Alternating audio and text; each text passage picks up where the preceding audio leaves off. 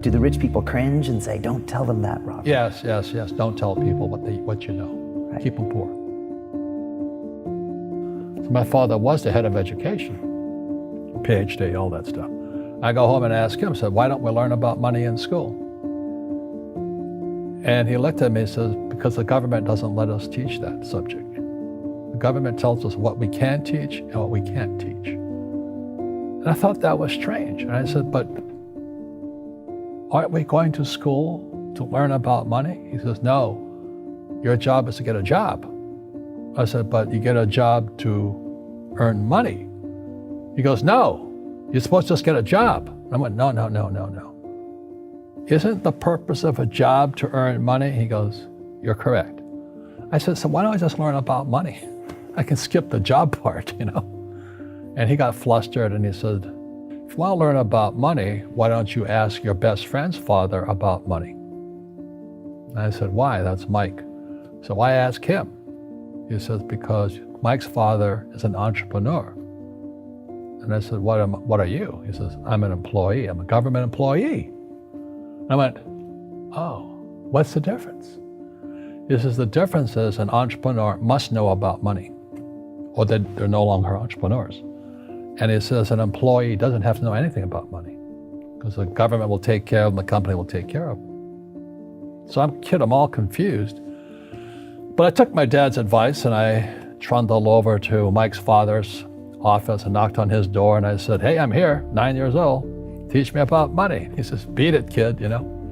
But that's where the story of Rich Dad, Poor Dad started. And finally, through persistence, my rich dad started teaching me about money on one condition. And that condition was he would never pay me.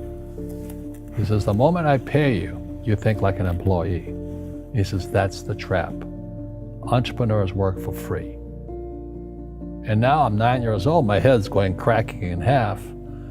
He says, you never want a paycheck. You understand that, kid? I said, okay, I got it. And he says, well, how do I make money? He says, that's what entrepreneurs figure out. It's like, so how do I learn about money? So he would just break out a Monopoly game board. So I would work for free. I'd pick up cigarette butts, and he had hotels and restaurants, and I would clean and do menial tasks. And as I got older, I started getting into office work and marketing and accounting, and I was an apprentice basically, but I always worked for free. And he would teach me about money, but the way he taught me about money was playing Monopoly. And finally one day I got upset. I said, well, when are you going to teach me about money? He says, what do you think we're doing? We're playing Monopoly. He goes, no. What do you think we're doing? We're playing Monopoly. He says, what do you think we're doing? So I don't know. I'm teaching you about money. And then that's when, you have one greenhouse. He says, there's many formulas for great success in money. There's thousands of them, but one of the best ones is found on the game of Monopoly. It still is today. 4 greenhouses, 1 red hotel. I said, what? He says, one of the greatest ways to acquire great wealth is playing Monopoly in real life. 4 greenhouses, 1 red hotel. Well, is that all there is? He goes, that's it. And he says, what do you think I'm doing? And I went, I don't know. So then he took me out and he showed me his greenhouses. And 10 years later, when I was 19, I was now in school in New York, and I come back to Hawaii, and Rich Dad had bought the biggest piece of land smack dab in the middle of Waikiki Beach. And when you go to Waikiki Beach today, you'll see the Hyatt Regency Hotel. That was his hotel. Just like the game of Monopoly. Just like the game of Monopoly. Acquired assets and they became bigger assets. He just kept what's called an assemblage, because that property wasn't that big at that time. So he had to buy out all the small guys. Because Waikiki was a little dirt water little town. So he'd buy out this shop owner and buy that shop owner. And it took him a while, but he finally assembled this large piece of property. And then he and Hyatt put up this giant hotel. And it just sold for $800 million. So that's how I learned about money.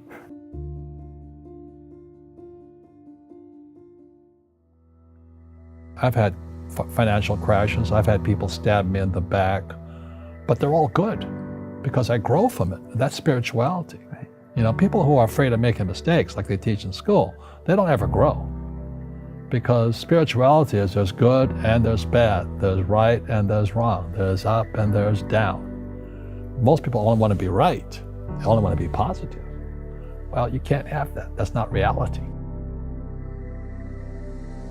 Well, I wasn't poor by most people's standards, but I came from a family with a poor attitude, if you know what I mean. Because rich, poor, middle class, poverty starts with a fundamental attitude. Poverty is passed on. It's taught in your families. And middle class is taught in families. And so the people right now who are sitting at home, who are struggling financially or worried about money or unhappy, they may be making a lot of money, but unhappy with what they're doing, it was probably taught to you.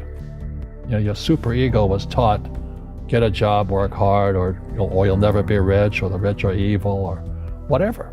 The school system will never teach you about money. The school system was designed to teach you to be an employee, which is important, or a doctor or a lawyer, a specialist, but never about money. And what most people lack is real business knowledge, like accounting, like debt, like taxes.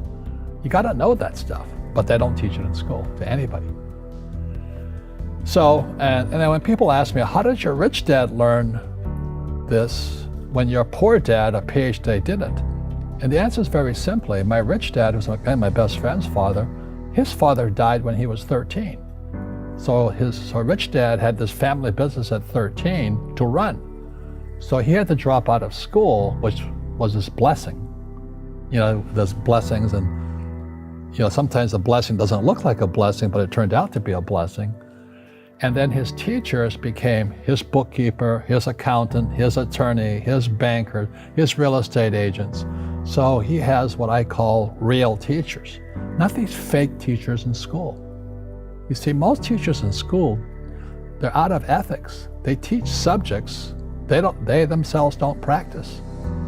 I asked the teacher, I said, I'm in my third year of calculus now. It was called strength of materials. I said, am I ever going to use this stuff? He goes, no. I said, why do you teach it? He says, because I get paid. I said, do you ever use it? He goes, no. And that's why, you have to, in life, one of the things I suggest to people, you got to find a real teacher versus a fake teacher. And a fake teacher is somebody who doesn't do what they teach. And a real teacher is doing what they teach every day. So my accountants, my attorneys, they're in it every single day. That's how I learn, because every day I'm solving problems in my business.